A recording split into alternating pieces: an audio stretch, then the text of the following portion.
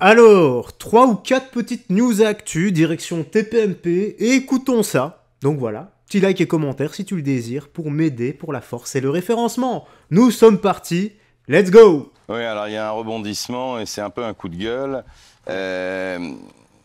La police a failli laisser filer le tueur au parpaing, faute de coordination interne. Je fais un rapide résumé de faits en quelques secondes. Un individu est interpellé dans le train entre Marseille et Toulon pour avoir agressé une femme dans ce train. Il est interpellé par la police à Toulon. Inutile de vous dire que si on n'a pas autre chose à lui reprocher, il reste 2 heures en audition et il est remis en liberté. Et le problème avec cette nouvelle réforme qui a été faite de la police judiciaire, il n'y a plus de communication interdépartementale.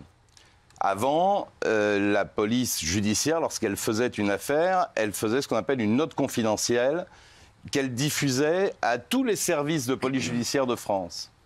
Et donc, en l'occurrence, avant la réforme, dans cette affaire, le mec qui est interpellé à Toulon, quand on voit son signalement par rapport aux 4 ou 5 affaires, si on prend celle de Rotterdam, on aurait fait le rapprochement. Et là, ce qui est fou dans cette affaire, c'est que le rapprochement est fait par un policier à Toulon qui a vu via WhatsApp sur une application de la NPJ, qui est une association de policiers, il a vu l'image de ce mec à Lyon, alors qu'il est en train de tuer quelqu'un avec un parpaing. Il se dit, mais c'est lui. Et c'est le commissariat de Toulon qui va faire le boulot de coordination. C'est-à-dire que si ce policier n'avait pas vu l'image de cet individu, on l'aurait remis en liberté. Et donc, l'association et la police judiciaire, en règle générale, est furieuse parce que depuis cette réforme, il n'y a plus de communication. Les notes confidentielles, ils continuent à les faire, mais elles arrivent à la direction et la direction ne les retransmet pas, ce qui fait que les policiers travaillent en aveugle. Là, on a une affaire à Strasbourg, à Dijon, à Évry et à Lyon, et personne n'a communiqué, enfin, ils l'ont fait après, via les réseaux Snapchat. Merci Michel Marie. On va parler maintenant de cette affaire incroyable. C'est une jeune fille de 14 ans, enceinte, prostituée d'une manière terrible par son petit ami. Donc c'est un truc de fou. Son petit ami était majeur. Amaury Bucco. Ça commence en fait en novembre, la semaine dernière, le 14 novembre, dans le 18e arrondissement de Paris. Vous avez une jeune fille mineure qui appelle la police et qui dit « Voilà, je suis séquestrée dans un appartement. On me force à me prostituer, on veut que je me prostitue, je ne veux pas, et donc elle s'enfuit de cet appartement. » Et elle explique à la police que dans cet appartement, il y a une de ses amies qui a 14 ans, celle dont on parle, qui est effectivement prostituée de force par un garçon de 18 ans qui serait son petit ami.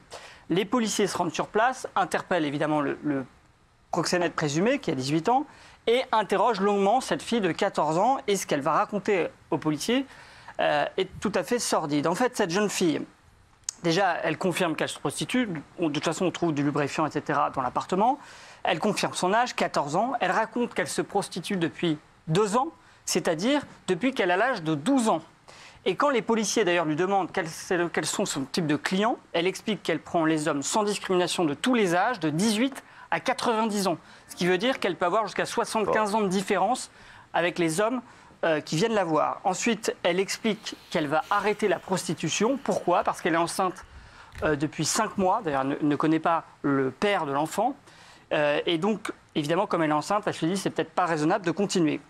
Alors ensuite, sur les faits qui sont reprochés, elle explique qu'en fait, elle n'est pas prostituée de force. Elle raconte qu'elle est en rupture familiale avec son père et sa mère, qu'elle a été placée dans un foyer, qu'elle fugue régulièrement et que pour vivre en dehors du foyer quand on a 14 ans, le seul moyen qu'elle a trouvé pour bien gagner sa vie, payer l'hôtel, la nourriture et les transports, c'est la prostitution, sachant qu'elle se fait payer 50 € pour 10 minutes, 100 € pour une demi-heure, 200 € pour l'heure. Donc effectivement, ça lui rapporte beaucoup d'argent.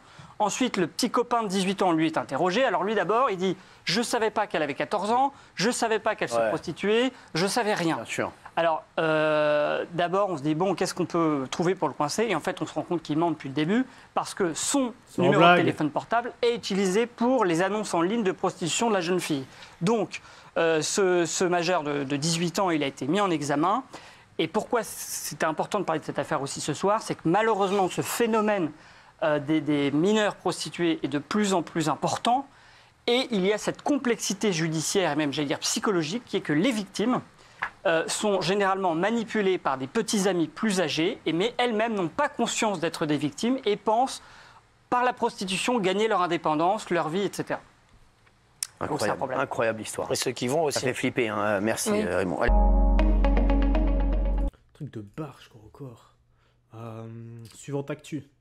Merci Gilles Verdez, J'ai merci. toujours dit ça. Hein. Un cycliste violemment agressé, poignardé et dépouillé. Alors ça c'est un sujet bien plus important, Gilles Verdez. Donc merci Géraldine Maillet, merci. Ça se passe à Rennes en pleine nuit. C'est un cycliste qui est agressé par 3 hommes. Et pour lui voler son vélo, l'un d'entre eux va sortir un couteau et va le frapper à l'abdomen.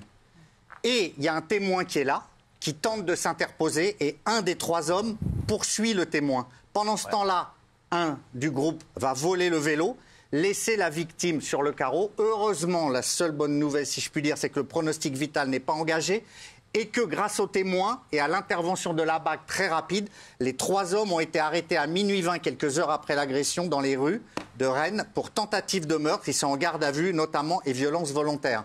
Alors, ce sont 3 jeunes adultes de 18 à 21 ans, dont 2 qui sont venus de Mayotte, un coup de couteau dans l'abdomen pour voler un vélo. Incroyable.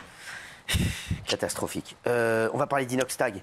Inoxtag, l'ancien domicile d'Inoxtag a été visé par une tentative de cambriolage violente dans les Yvelines et maintenant il est placé sous surveillance policière, Inox. Alors surveillance policière, je ne sais pas, mais je vais revenir sur les faits. En fait, ça s'est passé hier. Il y a eu une tentative de homejacking à Orgeval, en banlieue parisienne.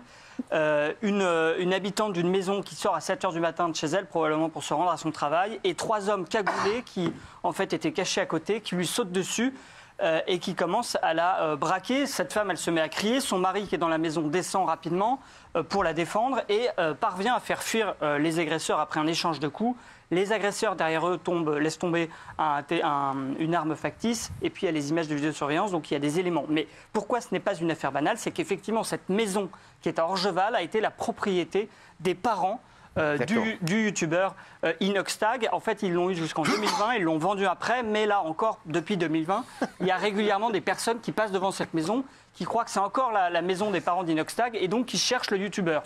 Donc évidemment, pour les enquêteurs, ils font le lien entre cette tentative de homejacking et les 2 cambriolages qui ont eu lieu ces derniers mois et qui ont visé des domiciles d'Inoxtag. Je rappelle qu'il y en a un pendant qu'il faisait l'ascension de l'Everest il y a quelques mois et un début novembre dans un appartement qui lui appartient mais qui était loué.